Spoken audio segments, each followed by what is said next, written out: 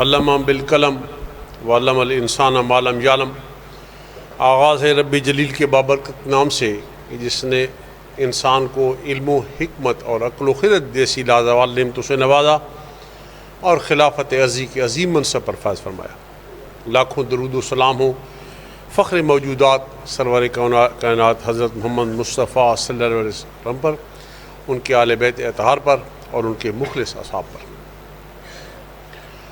حاضرین گرامی، مجھے جس ہستی کو خراج تحسین پیش کرنے کے لیے یہاں بلایا گیا ہے، میں سمجھتا ہوں کہ یہ اعزاز کی بات ہے، لیکن مجھ جیسا کم فہم، مجھ جیسا نالائق آدمی اور جو صرف ایک ان کا ادنیٰ سا مقلد ہے، وہ کیا ان کے اوپر بات کر سکے گا۔ مجھے مولانا صاحب نے جب کہا تو میں یقین جانی کہ اپنی جو کم علمی پر مجھے اندر سے ایک خوف بھی ہوا، لیکن پھر سوچا کہ اس عظیم ہستی کو اپنے الفاظ میں اپنے انداز سے ایک نذرانہ عقیدت خراج تحسین پیش کرنے کے لیے چلو ہم حاضری لگائیں گے۔ میرا حضرت صاحب کی آیت اللہ محمد حسین علی صاحب پہ بات کرنا یا ان پہ گفتگو کرنا ایسی ہے جیسے سورج کو چراغ دکھانے کے برابر ہے۔ میں ان کے ساتھ ایز اے مقلد کوئی دل مسائل ہوتے تھے تو ان کے ساتھ میں ان ٹچ رہتا تھا، اور مجھے جو ان کی بہت خوبی، جو ان کی ذات مجھے ان کی جو خوبی مجھے بہت زیادہ پسند تھی، جس نے انسپائر کیا مجھے، وہ ان کا ایک بے تکلف انداز تھا۔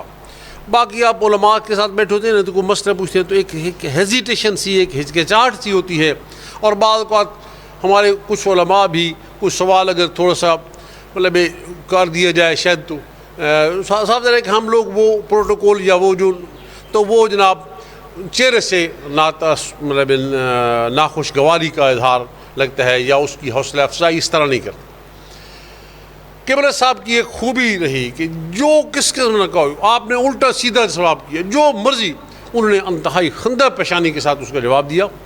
یہ جو ان کا ایک خصوصی میں سمجھتا ہوں کہ میں نے اپنی اپنی جو زندگی اس وقت میں نے علماء کو ساتھ بیٹھا ہوں تو یا میں نے یہ اپنے استاد محترم قبلہ سید اشاعت حسین شاہ صاحب سے کو دیکھا ہے کہ ان سے جو بھی ہم نے سوال کیا بے تکلف انداز میں انہوں نے اس کو نہیں کہا اور بڑا انداز، یا پھر قبلہ صاحب۔ اس کے علاوہ یہ ان کی بہت بڑی، اور میں سمجھتا ہوں جی کہ یہ جو ایسے افراد ہوتے ہیں نا، یہ اللہ تعالیٰ کی طرف سے نعمت ہوتے ہیں۔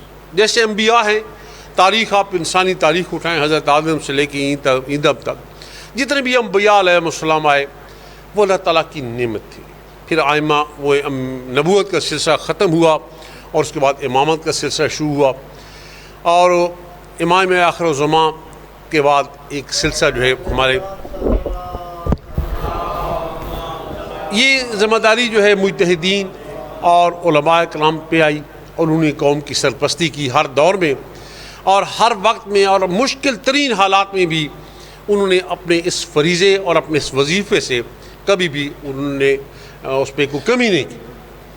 تو یہ سوال سے ہر علاقے کے لیے ہر جہاں موجود ہیں کہ یہ اللہ تعالیٰ کا خصوصی فضل و کرم ہے کہ ہر دور میں ہر وقت کے تقاضے کے مطابق ایک نہ ایک ہستی موجود تھی کہ جس کی شفقت سے، جن کی سرپرستی سے علوم جعفریہ اور فقہ کے مسائل جو ہے وہ ان کو اور یہ الگ بات ہے، ایک الگ بحث ہے کہ ہم نے ان کی قدر نہیں کی۔ ہمیشہ یہ صرف قبلہ صاحب کے ساتھ نہیں ہوا، ہر دور میں انبیاء کے ساتھ بھی یہی ہوا، اور جب کسی نبی نے یا کہیں حوصلہ ہارا یا کچھ ہوا تو اللہ تعالیٰ نے فرمایا کہ اے میرے محبوب، آپ کا کام ان کو ہدایت دینا نہیں ہے، وہ میرا کام ہے، آپ کا صرف یہ ہے کہ میرا پیغام انہیں پہنچائے۔ تو وہ جو فریضہ تھا، میں سمجھتا ہوں کہ ہمارے سے اگر دیکھیں اس مملکت خدا داد پاکستان سے، تو جو ارلی 60s میں انہوں نے ایک بیڑا اٹھایا، ان میں یقین جانی کہ میں سمجھتا ہوں کہ انہوں نے کما حق کہو اور اپنا حق ادا کیا ہے، اور ان کے کیلیبر کا بندہ ہمیں بہت کام ملتا ہے۔ مگر کم از کم بہت سارے علماء جو ہیں، علماء کا وجہ ہے کہ وہ بات کو اپنے کردار سے کرتے ہیں یا لوگوں کی دل شکنی، بعض اوقات کئی فقہی مسائل کے حوالے سے بھی وہ بین السطور نکل جاتے ہیں اور وہ لوگوں کی دل شکنی سے۔ لیکن حضرت صاحب، میں نے اسلام آباد میں 2 اشرے ان کے سنے، یقین جانیے کہ جس طرح انہوں نے ایک باضابطہ اس سسٹم کو، اور آخر میں آدھا پونا گھنٹہ سوال.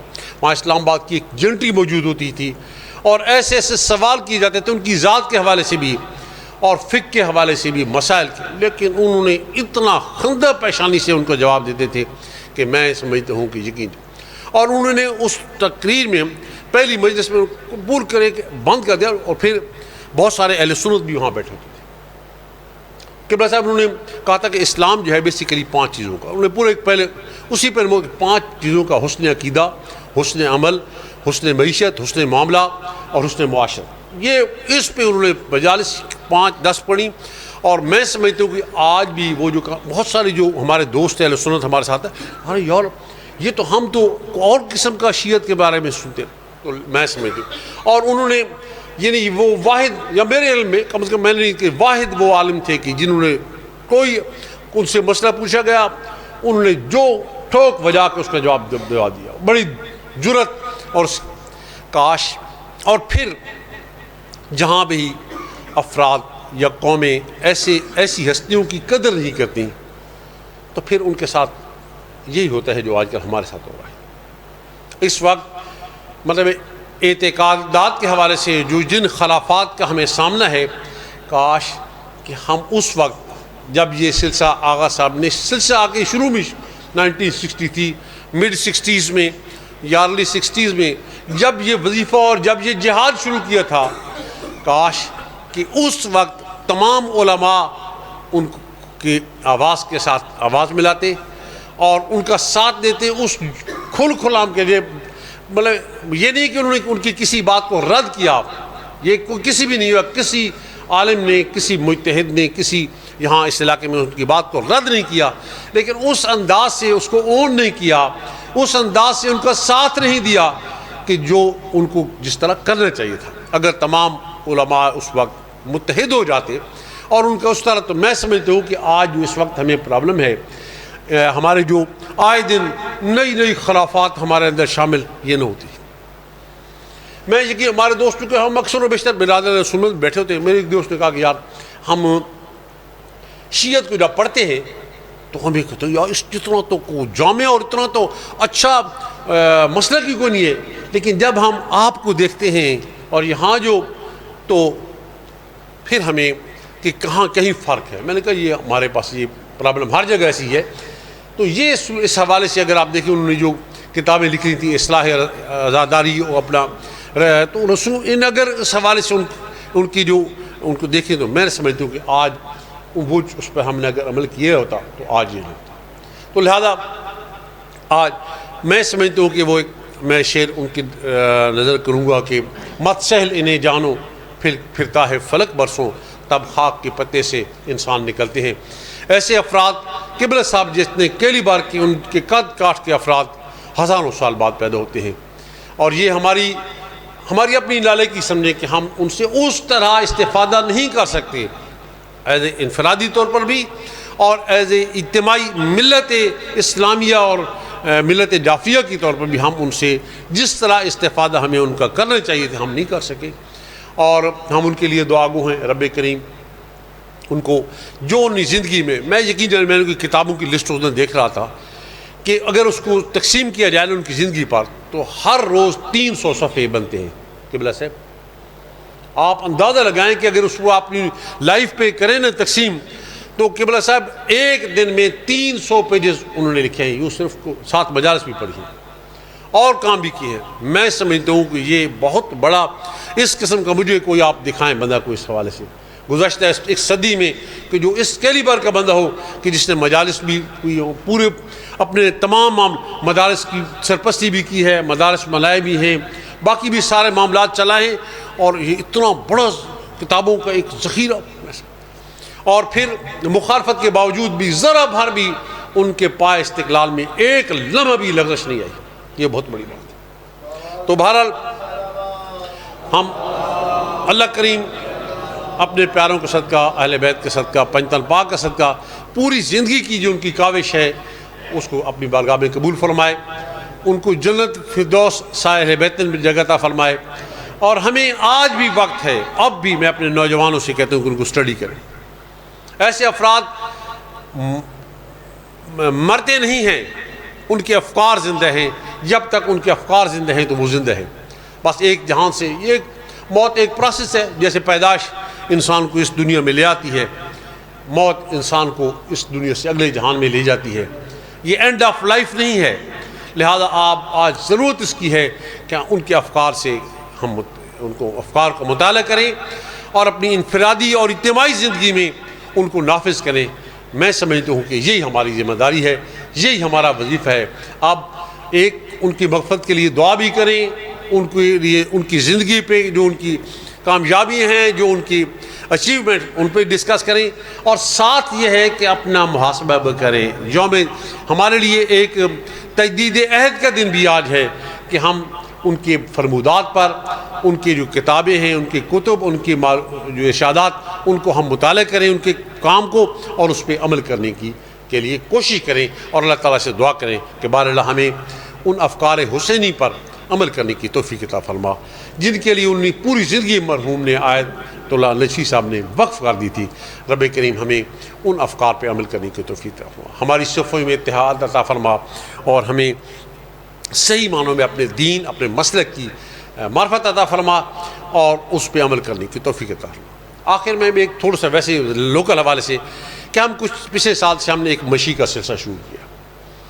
وہ اس دفعہ بھی انشاءاللہ 20 سفر کو وہاں، اس میں کوئی ایسا کانسیپٹ کہ ہم نہ تو انتظامیہ کے لیے، مقامی اپنی انتظامیہ کے لیے مسئلہ پیدا کرنا چاہتے ہیں، نہ ضلعی انتظامیہ کے لیے. آج سے 30-40 سال پہلے آپ کو پتہ ہے کہ ہم لوگ پیدل جاتے تھے. یہ ٹریکٹر ٹرالیاں نہیں ہوتی تھیں. مجھے یاد ہے ساری خواتین و حضرات اپنے اپنے گھروں سے پیدل جاتے تھے. بس میری التجا ہے، آپ سے استدعا ہے کہ آپ اس دن پیدل جائیں. اکٹھے نہ ہو بشک کوئی مسئلہ نہیں. جو روٹین آپ کی ہے آپ اپنے گھروں سے، میں اپنی بیٹیوں کو بھی گزارش کروں گا، اپنی بہنوں کو بھی، کہ وہی آج آپ یوں سمجھیں کہ ٹریکٹر نہیں ہے آپ کے پاس، آپ گھر سے اور تسبیحاں لیں. اور جو بزرگ بندے ہیں جو نہیں چل سکتے بشک ہے، میں بھی آ جاؤں گا، ادھر سے پیدل جاؤں گا، اور جو جہاں تک مجھ سے ہو سکا میں چلوں گا پیدل. ہم نے کوئی علم نہیں لینا، کوئی ہم نے نعرہ نہیں لگانا، کوئی کچھ بھی نہیں بولنا. خاموشی سے مشی کا مطلب یہ ہے کہ پیدل چلنا ہے آپ نے. یہ اس بی بی کی سنت ہے کہ جو کربلا سے کوفہ اور پھر کوفہ سے شام تک، میں صبح بھی قبلہ صاحب سے ذکر کر رہا تھا، 1750 کلومیٹر فاصلہ انہوں نے طے کیا پیدل، اور تقریباً 20 دن میں. اگر اس کو آپ کیلکولیٹ کریں تو ایک دن میں 100 کلومیٹر کا فاصلہ مسلسل. آپ یقین یہ کہ میں رات کو مجھے خیال آیا، میں رونے لگا. ان ظالموں نے کتنا سپیڈ کے ساتھ اس قافلے کو پیدل دوڑایا، اور امام زین الدین، امام محمد باقر یہ ہم اس کی شبیہ، اس یاد کو تازہ کرنے کے لیے کہ کتنا مشکل سے سید زادیوں نے یہ فاصلہ طے کیا. 20 دنوں میں ایک یکم یا 2 سفر کو یہ سید زادیوں کا قافلہ ملعون یزید کے دربار میں پہنچا. یہ 20 دن 1750 کلومیٹر کا فاصلہ آپ ذرا آج سوچئے گھر جا کے کتنے مشکل سے بیویوں نے کیا ہوگا جو پیدل کبھی چلی نہیں. یہ مشی ان بیویوں کی سنت ہے. ہم کسی کے لیے پرابلم نہیں پیدا کر لیتا، ہم پیدل چلیں گے. روڈ نہ ہم نے روڈ بلاک کرنا ہے، کچے راستے پہ ہم نے چلنا ہے. اور امام بارگاہ میں جو جتنا اپنے اپنے گھروں سے، کالونی والے بندے اپنے گھر سے جائیں، تھال والے پیدل جائیں. اس یاد کو ابھی جب ٹریکٹر ٹرالی نہیں تھی تو سارے کانڈا سے لوگ جاتے تھے، پیدل جاتے تھے. لہذا اس یاد کو تازہ میں تمام آپ سے درد مندانہ گزارش کروں گا کہ آپ اس دن اس مشی کو، اپنے آپ کو اس مشی کے ساتھ شامل کریں جو نجف سے کربلا تک ہے، اور اس سامنے رکھیں کہ ہم ان بیویوں کی سنت پہ کام کر رہے ہیں جن کو 61 ہجری میں 11 محرم سے لے کر بیکم سفر تک یہ 1750 کلومیٹر کا فاصلہ 100 کلومیٹر تقریباً دن میں بنتے ہیں. اللہ تعالیٰ آپ سب کا حامی و ناصر ہو. رب کریم آپ کو اجر عظیم عطا فرمائے اس پروگرام میں شرکت کا بھی، اور ویسے بھی اپنے تمام عزاداری کے حوالے سے اور نماز روزے کے حوالے سے. میں قبلہ صاحب کا شکر گزار ہوں نے مجھے موقع دیا. اللہ تعالیٰ آپ سب کا حامی ناصر، اور رب کریم مولانا صاحب کی توفیقات میں اضافہ فرمائے، اور ان کی اس کاوش کو کہ انہوں نے بہت اچھا کام کیا ہے کہ یہاں قبلہ صاحب کے حوالے سے اس تقریب کا انعقاد کیا ہے. اللہ تعالیٰ ہم سب کو اپنے دین مبین اسلام کی معرفت عطا فرمائے اور اس پہ عمل کرنے کی توفیق عطا فرمائے. آمین ثم آمین. التماس دعا. جزاک اللہ.